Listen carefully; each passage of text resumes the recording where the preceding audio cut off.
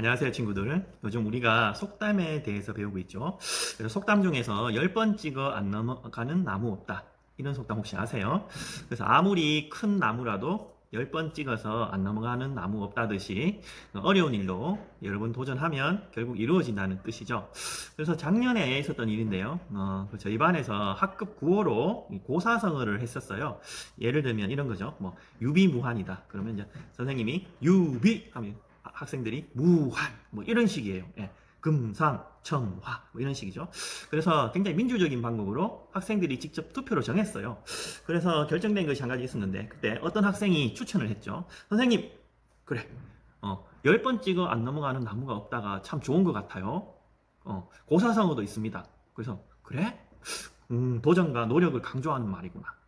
그래. 근데 고사성어는 뭐라고 하니? 하니까 네, 선생님, 10벌 지목입니다. 열십자에 7벌자, 갈십자에 나무목자인데요. 선생님, 근데 어감이 좀 이상해요. 그때까지는 저는 깨닫지 못했어요. 아니야, 뜻이 참 좋잖아. 아무래도 우리 반에 참 어울리는 속담인 것 같아. 노력과 도전 참 좋은 것 같아. 자, 그럼 다 같이 해볼까? 자, 그럼 선생님이 먼저 선창을 할 테니까 너희들이 뒤에 따라오렴. 자, 다 같이 한 달 정도 하다가 다시 바꾸었다는 그런 에피소드가 있습니다. 근데 우리말 참 재밌는 말들이 참 많아요. 예, 그래서 고사성어도 발음을 참 잘 해야 된다, 조심해야 한다는 그런 교훈을 얻었습니다. 1교시 사회입니다. 교과서 34쪽에 생활 속 사례에서 민주주의의 의미와 중요성을 알아봅시다. 34쪽에 보시면 반려동물을 기르는 문제로 지금 가족 회의를 하는 장면이 있지요. 이와 같이 서로 생각과 의견이 서로 달라서 갈등을 겪었던 경험이 여러분도 한번 있을 거예요. 그래서 이러한 문제를 원만하게 해결해 가는 과정이 바로 정치이다. 정치란 말 많이 들어봤죠? 그렇게 어려운 개념은 아니에요. 그래서 생활 속에서 정치 예를 한번 살펴보시면 가정에서 집안일, 학급에서 청소당번 정하기, 그다음 학교에서 여러분들 투표로 임원을 뽑을 때 또는 지역에서 주민회의 이러한 것들이 다 정치 예라고 볼 수 있습니다. 36쪽에 여러분들이 직접 생활 속 정치 사례를 한번 찾아보시고요. 예를 들면 이런 것들이 되겠죠. 옛날에는 왕이라든지 신분이 높은 사람들이 국가 일을 의논하고 결정했는데요. 오늘날에는 모든 사람들이 이렇게 참여를 하게 됩니다. 장단점은 있다고 합니다. 그래서 옛날 같은 경우는 아무래도 신속하게 빠르게 해결할 수 있겠죠. 하지만 소수의 의견이 반영되고요. 국민들의 참여율은 떨어지겠죠. 하지만 오늘날에는 자, 아무래도 사람이 많다 보니까 서로 의견을 하나로 모으는 조정이 좀 힘들고요. 하지만 다수의 의견이 반영될 수 있고요. 좋은 해결 방법이 나올 수 있겠죠. 국민 참여율이 높다는 겁니다. 그래서 민주주의라는 말의 의미를 봤을 때는 오늘날과 같은 이러한 방식이 민주주의 방식이라고 볼 수 있겠죠. 아래 보시면 이제 사진들이 나와 있습니다. 민주주의의 다양한 예입니다. 자, 38쪽에 민주주의의 기본 정신에 대한 설명이 나와요. 크게 보면 인간의 존엄 그리고 자유, 평등입니다. 각각의 설명은 말풍선을 한번 읽어보시고요. 39쪽에 선거는 민주주의의 꽃이다. 왜? 국민들이 자신들을 대표할 사람을 직접 뽑는 거죠.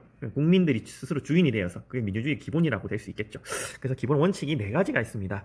보통, 평등, 직접, 비민. 선생님 어렸을 때는 보평직비 이렇게 앞 글자를 따서 외웠는데요. 여러분 굳이 외울 필요는 없고요. 이런 내용들을 쭉 한번 살펴보시면 크게 어렵지 않아요. 3, 4교시 국어 150쪽 다양한 상황에서 쓰이는 속담의 뜻을 알아보자. 150쪽에 보시면요. 4가지 상황들이 있습니다. 151쪽 바로 들어가겠습니다. 첫 번째 나오는 게 소 잃고 외양간 고친다. 속담의 뜻은 이렇게 소개가 되어 있습니다. 이런 경우 있죠. 예를 들어서 그냥 안전에 주의하지 않고 막 친구들과 놀다가 다쳤어요. 이때 후회합니다. 그러니까 후회해봤자 이미 다친 거죠. 그래서 소를 도둑 맞은 다음에야 외양간 고쳐봐도 소용없다. 그래서 미리 준비하고 이렇게 손을 써야 된다는 의미가 있습니다. 두 번째 속담은 티끌모아 태산이죠. 티끌은 먼지고요. 태산은 아주 큰 산을 의미합니다. 그래서 아무리 작은 것이라도 모이면 나중에는 큰 것이 된다는 말이죠.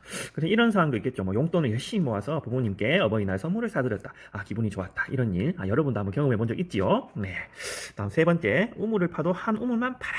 그러니까 이것저것 막 파다 보면 물이 잘 나오지 않죠. 근데 이 친구는 한 우물만 계속 판 거예요. 물이 막 쏟아져 나오죠.